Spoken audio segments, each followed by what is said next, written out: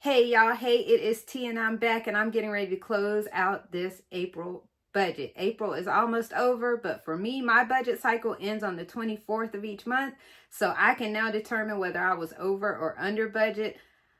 Hopefully under. Anyway, then I'm going to go into the month of May and I'm going to go over a found money month budget. This will be a found money month for us. If you do not know what I consider found money, I consider that anything out of the scope of our normal regular pay. No overtime, just regular. So I'm going to go over my May budget. And if you would like to see how T would allocate funds that are larger than usual, this will be a good video for you. I will show you how I'm going to do my split. But first off, before I say anything, I want to say, if you are new here, welcome. And if you are not new, welcome back. But let's get into this budget.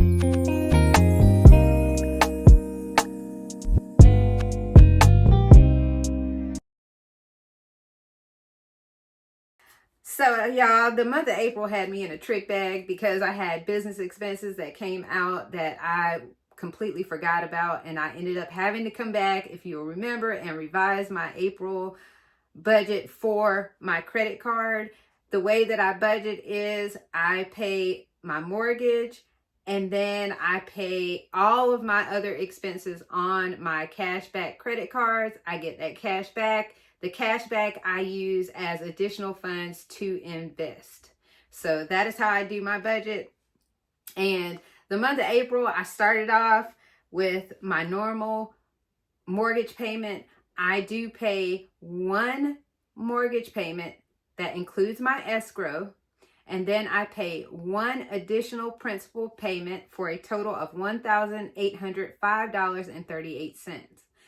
All my other expenses, food, water, lights, all that stuff is paid on my cashback cards. And at first I allocated $3,782.40 for that.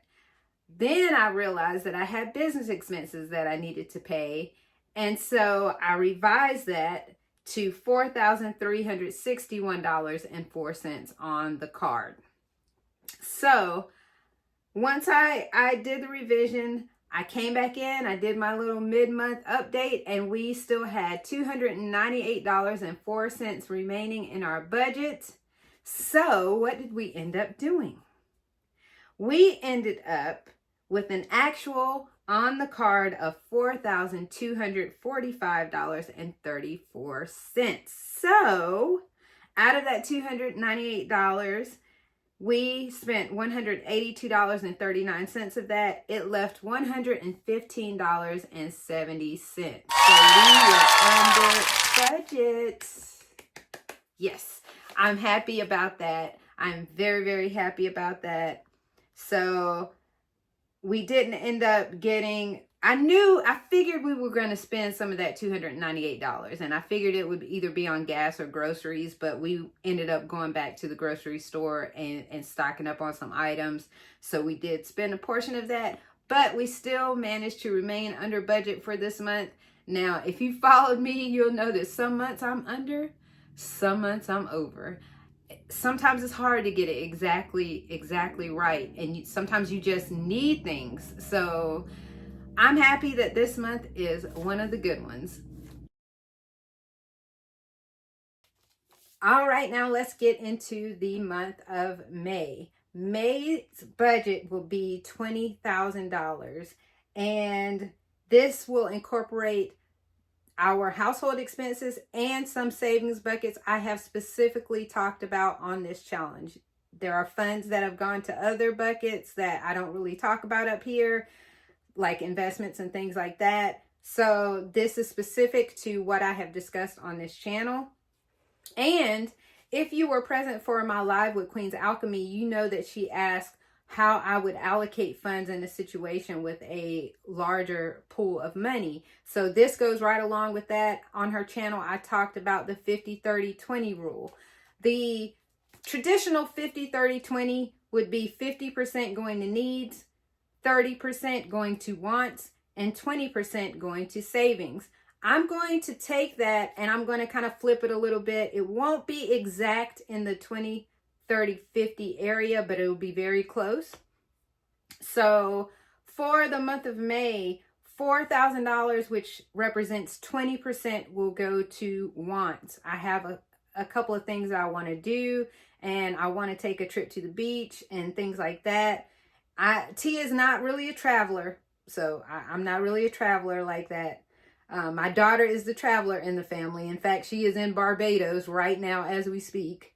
So that's her thing, but T is not really a traveler. So $4,000 will go to wants. $6,300 will go to needs. That represents 31.5%. Now, I have that a little higher because, as you know, from my previous budget, I told you that our taxes are actually, I pay for them in April. However, that's on a card that isn't due until May, and I pay my cards before the statement drops every month, so that statement won't drop until May. So I include it in my May budget. And so this is our monthly expenses and those taxes, and I put just a little twinge of a buffer there, but I will list the expenses here. That's 31.5%. And then 48.5% will go to various savings buckets. One of which I have discussed on this channel is that I will be starting a Roth. I'm actually going to do that next week. I have an appointment for that. I'm going to put $4,000 in that. $2,000 will be going to my car fund. My car fund is money that I'm saving that will be allocated toward my next car. It also can be used, or I have used it in situations where I have a high dollar repair or maintenance. And I had one of those back in November. I think it was like $3,000 and some dollars. So I had the money there in that fund that I could use. So my goal for 2025 was to save at least $8,000 in that fund. And so this is just a lump sum amount that I'm going to put in there in the hopes that I will reach my $8,000 goal. I am currently sitting at $2,000 in that, toward that goal. I have put $500 every month since the start of the year in that car fund. So this will bring it to $4,000, which will be great. That'll mean I'm halfway there. Lastly is roof savings. We need to replace our roof. That was one of the things that I wanted to get done this year. And so I decided, I was like, oh, okay, I'm going to put a lump sum into our emergency fund to assist with that expense when it comes up. We don't currently have a roof issue, but the time frame has come that we need to be considering getting another roof before the problems, trying to be proactive before the problems happen. So I will be putting $3,700 into our roof savings. And that will be a total for savings of 48.5%. So not exactly the 50, 30, 20, but very close. And the categories are different. So instead of the 50% going to needs, my 50% will be going to savings. Instead of the 30% going to wants, my 30% will be going to needs. And instead of the 20% going to savings, my 20% will be going to wants. And that will be my budget for the month of May.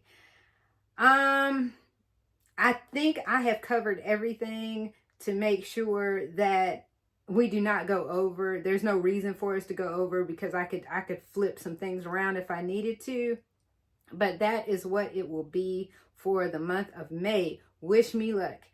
And I think that is all I have. Oh, I do have $112.08 that I have from my cashback rewards on my cards that I will be also allocating to my brokerage account. I do have a 401k and a Roth 401k with my employer.